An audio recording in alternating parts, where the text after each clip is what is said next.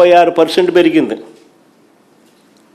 38,682 కోట్లు మా హయాంలో ఉంటే ఏకంగా 60,285 కోట్లు ఆయన హయాంలో. రెవెన్యూ డెఫిసిట్ ఏకంగా 56% పెరిగింది.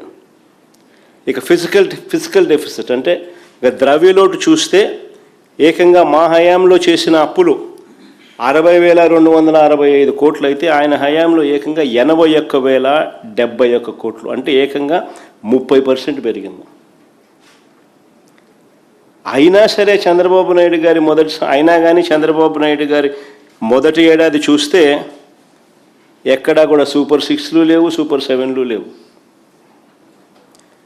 పైగా మా హయాంలో ఉన్న పాత స్కీములన్నీ రద్దు చేసినట్టు ఆ స్కీములు లేవు. అయినా చంద్రబాబు నాయుడు గారి హయాంలో ఇంతటి దారుణమైన పరిస్థితులు కనిపిస్తూ ఉన్నాయి. ఒకసారి గమనించమని అడుగుతా ఉన్నా, 2024-25 తర్వాత కూడా చంద్రబాబు నాయుడు గారి 2024-25 తర్వాత కూడా ద్రవ్యలోటు ఫిజికల్ డెఫిసిట్ ద్రవ్యలోటు అంటే ఫిజికల్ డెఫిసిట్ అంటే నథింగ్ బట్ అప్పులు. చంద్రబాబు నాయుడు గారు పెంచుకుంటూనే పోతా ఉన్నాడు. ఒకసారి గమనిస్తే 2019-20 ఆర్థిక సంవత్సరం అంటే మా ప్రభుత్వం వచ్చిన తర్వాత అక్కడి నుంచి గమనిస్తే అంటే మా 5 ఏళ్ల పీరియడ్ తర్వాత చంద్రబాబు నాయుడు గారు 2 ఏళ్ల పీరియడ్ 2025-26 దాకా అంటే 2019-20 నుంచి 2025-26 ఆర్థిక సంవత్సరం మొదటి 10 నెలల వరకు కూడా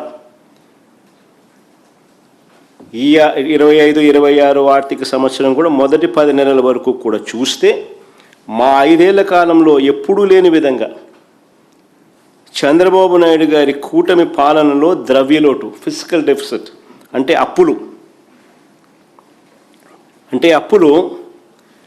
as a percentage of total expenditure చూస్తే గమనించమని అడుగుతాను. అప్పులు as a percentage of total expenditure చూస్తే మా 5 సంవత్సరాల హయాంలో ఎంత తక్కువగా ఉందో అదే చంద్రబాబు గారి హయాంలో అప్పులు as a percentage of total expenditure ఎంత ఎక్కువగా ఉందో తేడా తెలుస్తుంది.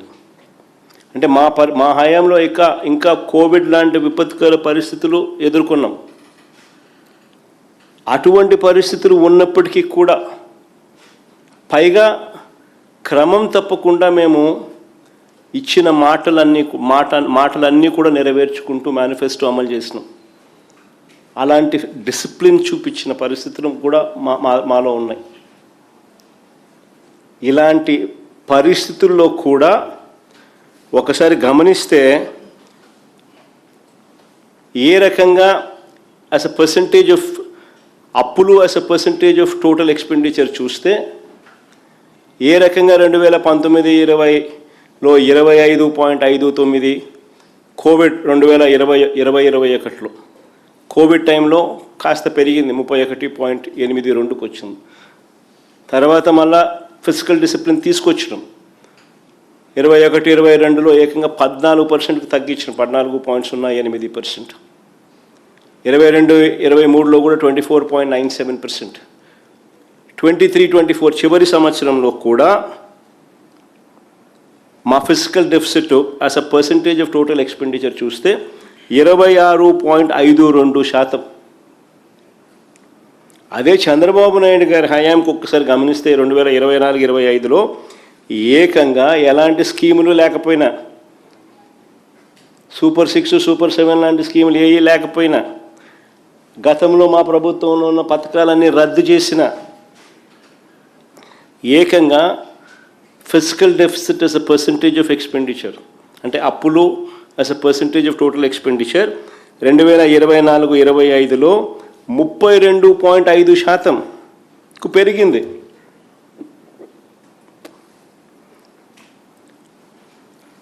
ఇంకా ఈ సంవత్సరం 2025-26 మొదటి 10 నెలలు కూడా తీసుకుంటే అక్కడ కూడా అప్పులు as a percentage of total expenditure చూస్తే 39.74%కి ఎగబాకింది. నిజంగా చంద్రబాబు నాయుడు గారి ఆర్థిక విధ్వంసానికి ఇవన్నీ కూడా చిత్రపటాలు. All these are paintings. ఆర్థిక విధ్వంసానికి సాక్ష్యాలు, ఆధారాలు, చిత్రపటాలు. అంతేకాకుండా 2024-25 సంవత్సరంలో జిఎస్టిపిలో ఫిజికల్ డెఫిసిట్ కాంపోనెంట్ అంటే జిఎస్టిపిలో తీసుకొచ్చిన అప్పుల శాతం ఏకంగా 5.08%. మా హయాం చూస్తే, మా ప్రభుత్వ హయాంలో 5 ఏళ్ల పాటు చూస్తే కూడా జిఎస్టిపిలో ఫిజికల్ డెఫిసిట్ అంటే జిఎస్టిపిలో అప్పులకు సంబంధించిన పర్సంటేజ్ ఎంత అంటే సగటున 4.11%. ఇంకా మా హయాంలో కోవిడ్ ఉంది, అనుకోని ఖర్చులు పెరిగాయి, అలాంటి విపత్కర పరిస్థితులు, ప్లస్ తూచా తప్పకుండా మేనిఫెస్టోను కూడా అమలు చేస్తాం. అయినా కూడా జిఎస్టిపిలో అస్ ఎ పర్సంటేజ్ ఆఫ్ ఫిజికల్ డెఫిసిట్ మా 5 ఏళ్ల పీరియడ్లో కూడా సగటున మీద 4.11% ఉంటే ఈయన 2024-25 మొదటి ఏడాదిలోనే ఏకంగా 5.08% దాటేశాడు. రాష్ట్ర ఆర్థిక వ్యవస్థను నడిపించే విషయంలో చంద్రబాబు నాయుడు గారి విధ్వంసపు రికార్డుకు ఇది నిజంగా చిత్రపటాలుగా నిలబడుతుంది. మామూలుగా ఏ రాష్ట్రమైనా కూడా ఎన్బిసి అంటారు, అంటే నెట్ బారోయింగ్ సీలింగ్.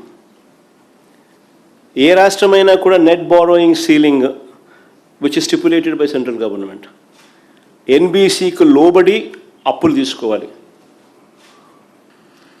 కానీ చంద్రబాబు నాయుడు గారు ప్రతిసారి ఈ చట్టాన్ని, ప్రతిసారి ఈ ఎన్బిసిని నెట్ బారోయింగ్ సీలింగ్ని ప్రతిసారి కూడా ఈ మనిషి ఉల్లంఘిస్తూనే ఉన్నాడు. ఒకవైపున ఉల్లంఘిస్తాడు, మరోవైపున బిల్డప్ మాత్రం ఇస్తాడు. తాను గొప్ప పరిపాలనా దక్షుడుగా ఒక పెద్ద బిల్డప్ మాత్రం ఇస్తాడు.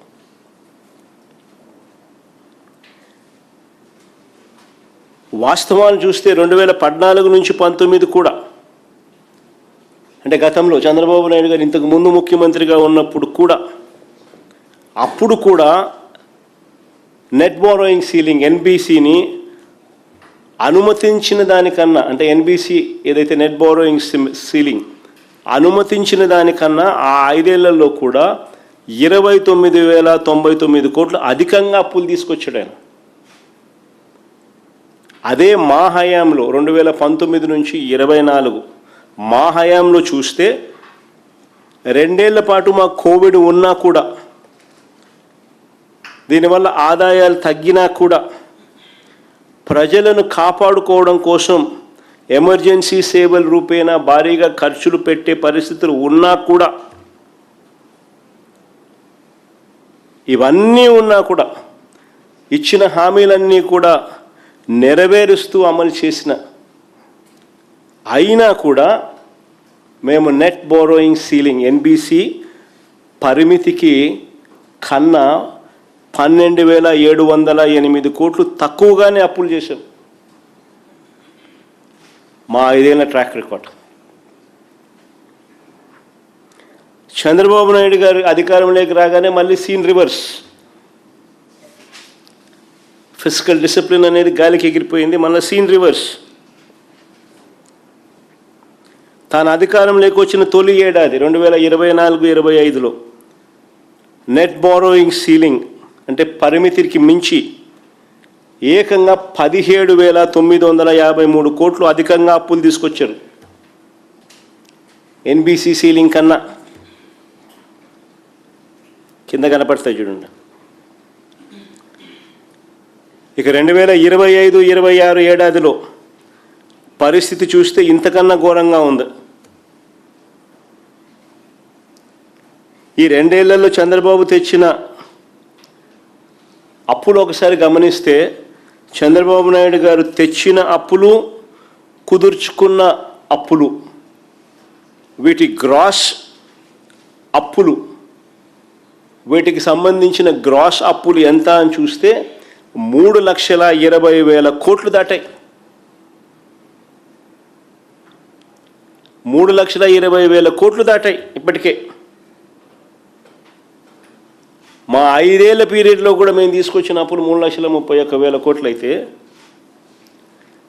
ఈయన తీసుకొచ్చిన అప్పులు, ఈయన కాంట్రాక్టెడ్ అప్పులు గ్రాస్గా చూస్తే 3,20,000 కోట్లు దాటాయి. ఇదిగోండి ఏమేమి కార్పొరేషన్ నుంచి ఎంతెంత అప్పులు తాను కాంట్రాక్ట్ చేసినాడు, ఎంతెంత అప్పులు తాను తీసుకొచ్చినాడు, అన్నీ కూడా ఈ టేబుల్లో పొందుపరచడం జరిగింది. వీటికి అన్నిటికీ కూడా జీవోలు కూడా ఉన్నాయి.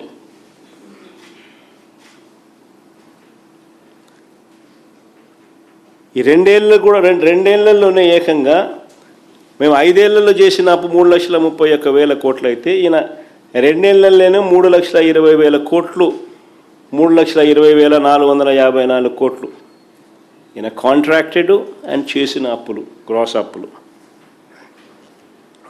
ఎవరు ఆర్థిక విధ్వంసం చేస్తూ ఉన్నారు అన్నదానికి ఇది నిదర్శనం. చంద్రబాబు నాయుడు గారి హయాంలో ఈ రెవెన్యూ డెఫిసిట్, ఈ ఫిజికల్ డెఫిసిట్, నిజంగా ఇవి ఎందుకు పెరుగుతూ ఉన్నాయి? చంద్రబాబు నాయుడు గారి హయాంలో ఈ రెవెన్యూ డెఫిసిట్లు, ఆయన వస్తే చాలు ఈ రెవెన్యూ డెఫిసిట్లు, మా హయాంలో ఎందుకు రెవెన్యూ డెఫిసిట్లు